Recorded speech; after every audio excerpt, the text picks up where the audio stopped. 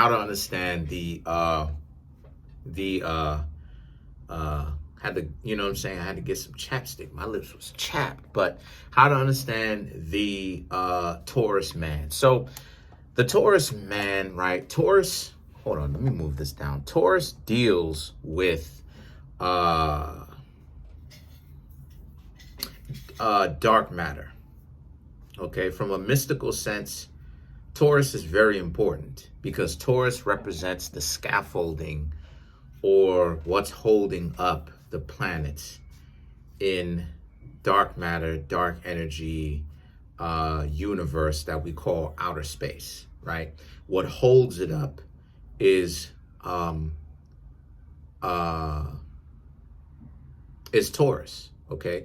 Taurus also deals with gravity, right? Space does have gravity. This is the reason why it is that the sun basically keeps the planets circulating around itself, is because if there was no such thing as gravitational pull, i.e. gravity, you would literally just see the sun just kind of stay in its place and the other planets just drift off into outer space and instantly freeze, right?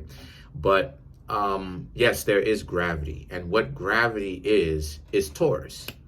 This is the reason why, as I say, that Earth is the element of authority. Yes, it is. Why is that? Because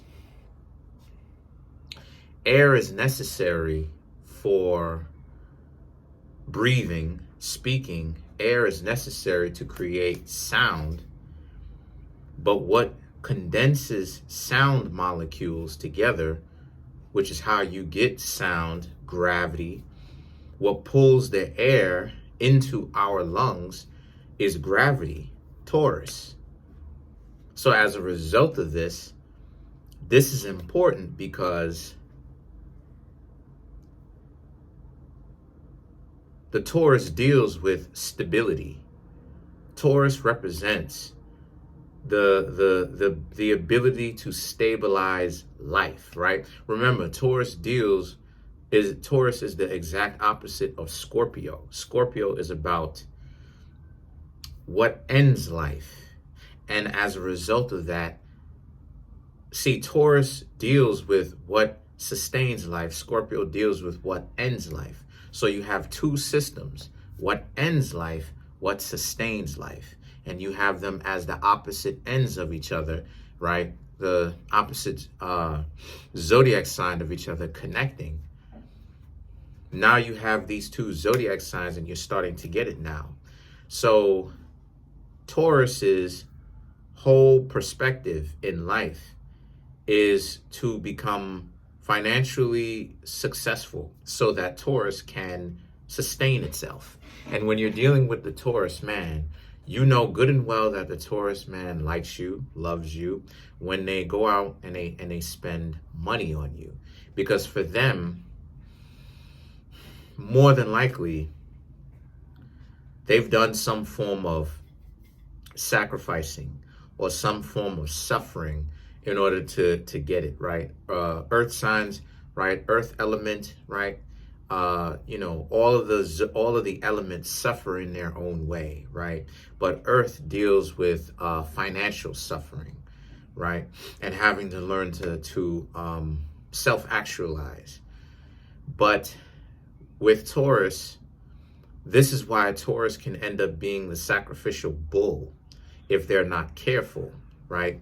Because of that lack of sustenance, right? The ability to sustain itself that Taurus oftentimes feel. So what happens here is that when the Taurus is trying to be charitable and spend on you, the Taurus can become a little bit too obsessed with living the lavished type of life. The Taurus man has to learn to not be so spendthrift. And when it is time to be spendthrift, because the other extreme of Taurus can either be spendthrift sometimes, right?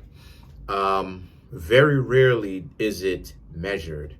But Taurus can either be spendthrift sometimes, or it can be so frugal to the point where, just like Capricorn, it's actually fearful of spending its money, as to where Capricorn is more about greed in the sense of spending its money, spending its money because it doesn't want to be destitute, and it makes itself destitute. That's what Capricorn is. Taurus can be about not spending its money because it's saving it for a rainy day, without realizing that you could be saving so much to the point where you end up becoming detrimental to your own health because of that, right? And as a result of this is more so a situation where you Taurians need to learn to start taking care of yourselves a little bit more, right? Not everything is about money. Not everything is about holding on to money. You have to know when it's a good idea to spend, when it is not a good idea to spend, right?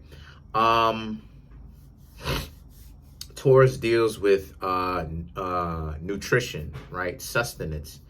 Along with Cancer crabs, Taurus deals with the food, the things that you put into your body, and the rewards that you get, that you put into your body, as well as the downside to that. What happens when you constantly put junk food into your body, or things that end up causing a detriment? And see, this is where it gets trickled over to Virgo, because Virgo deals with the digestive system. And the digestive system is how the food and stuff like this is processed through the body, the gallbladder and things of this nature. So this is why it is that you'll see a lot of times Taurians can kind of be a little bit overweight, right? Or downright big, right? And the reason for that is because they need to learn to create a nutritional system for themselves. The Rock, who is a Taurus, who is also called the Brahma Bull, who also has the picture of a bull on his left or right bicep, is a Taurus. And you can see the nutrition that he puts into his body, because the Taurus is, because the Rock is a big dude. He is diesel. You know what I'm saying? He is seriously big as a bull. Now, the Taurians on the upside, they have so much power to them. Taurus deals with power, force. This is the reason why it is that if you ever actually get a chance to see a bull that is not malnourished, they are huge. They are big. This is where you get beef from, right? They are huge. You know what I'm saying? Those are some big animals. And especially if you ever seen one up close. All right. If you ever visited New York, there's a huge bull, okay, in Wall Street, which I'm not going to put out where I am, but let's just say I know of Wall Street, okay, because I live in New York City, okay. And there's this bull, there's this golden bull, right? There's this bronze golden like bull at Wall Street. And let me tell you, that thing is life size, right? And a bull is big. For all those people who've never seen one, never been close to one, listen, that is not an animal that you really want to go messing with, okay? That thing is huge. And for you Taurus bulls, y'all have so much power. And there's a certain level of respect that has to come with that. The thing is with the Taurians is the inability to be moved when you should be moved, right?